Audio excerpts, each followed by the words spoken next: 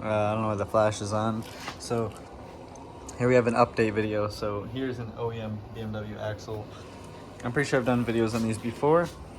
So here's what we're working with. This is a parts store axle. They're pretty much all identical. They're not really designed for this car specifically. And this is why we need to replace it. You can barely tell, but they move back and forth. They're very weak. They make clicking noises. They just blow up. I've went through, how many have I went through? 6? Sorry, the flash is on. Like 6 parts store axles. Just breaking from absolutely nothing. Some of them broke from like doing a first gear pull. Some of them just broke, you know. So time to go put an OEM one in. So this came out of a 2003 CI automatic transmission. I don't know if that makes anything too much different with the automatic. So it didn't fit in this one, which is a manual hub.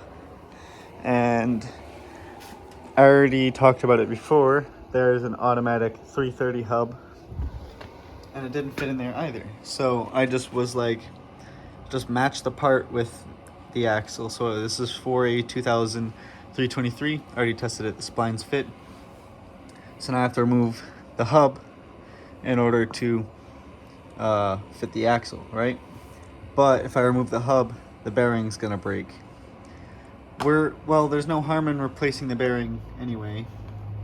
So I bought is it bite the bullet or bought the bullet? I don't know. I did that and got the expensive ass bearing that I'm hopefully never gonna have to replace again. And I have the tools to press these in, which they're fucking expensive. It's like $470.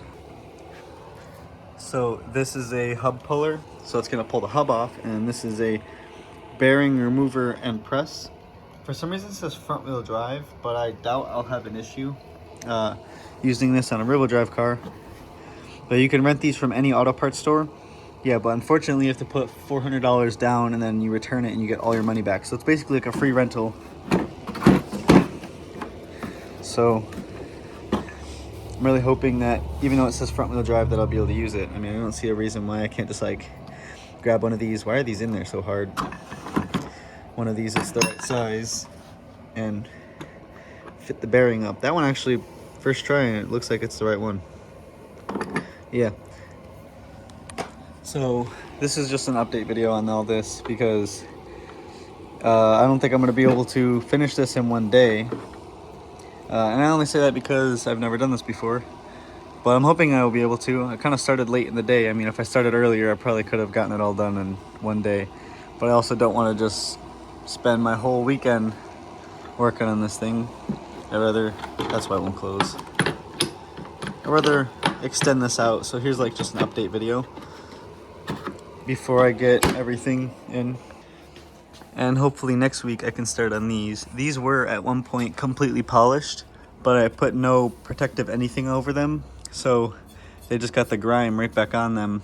Most of it's just brake dust. It mixes with like dirt.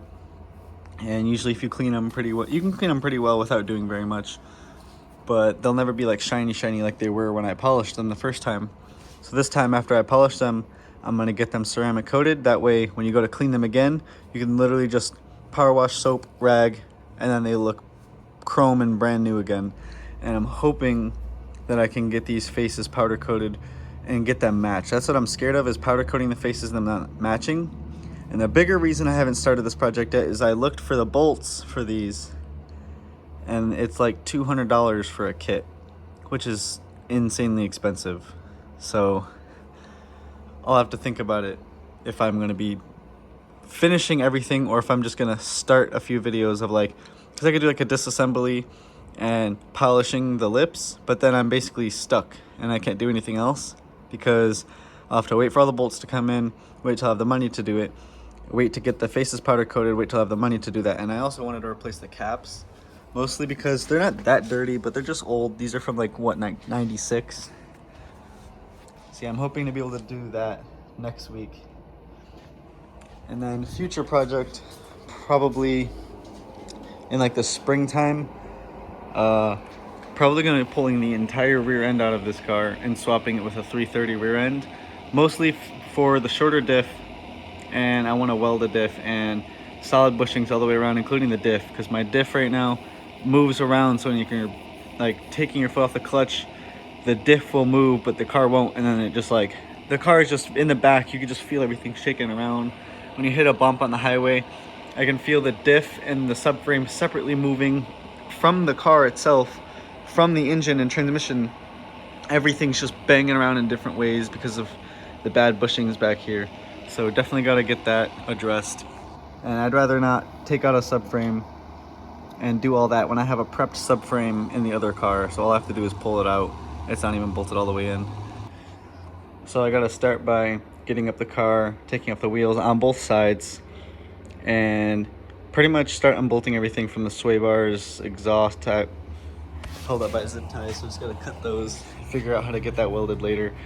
And then I think I have to do everything last. I think I have to pull the hub first before I start unbolting any of the suspension bits, or else there'll be nothing for the, when I start moving everything, the hub's just going to want to bounce around because it has play. So I want to leave everything bolted in, so when I do it, it stays still and just pops out.